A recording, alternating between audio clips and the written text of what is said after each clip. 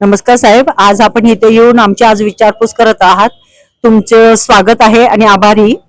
Sir, काल एक अशी घटना घडली की मुख्याधिकारी साहेब यांच्यावरती नगरसेवकांनी हल्ला केला. त्यांच्यासोबत 2 सहकारी होते, ते मद्यपान पिऊन होते.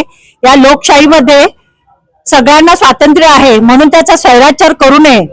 अशा परिस्थितीत एक नगरसेवक आणि मुख्याधिकाऱ्यांना मारहाण करणं म्हणजे अयोग्य आहे. तर आमची एकच मागणी आहे की त्यांना अपात्र ठरवून त्यांना काढून टाकावं, हीच आमची मागणी आहे. आणि आम्हाला संरक्षण द्यावं. महिला असो, सफाई कामगार असो, कर्मचारी असो, कुठेही काम करत असतो, अशा वेळी जर असे हल्ले होत असतील तर ते खपून घेतले जाणार नाहीत आणि प्रशासनाला जाग आलीच पाहिजे. आणि मुख्याधिकाऱ्यांच्यावर जो हल्ला आहे त्यासाठी आमचा पूर्ण विरोध आहे. आणि या कामामध्ये बाहेरून आलेले कर्मचारी आहेत, आम्हाला पाठिंबा दिलेला आहे.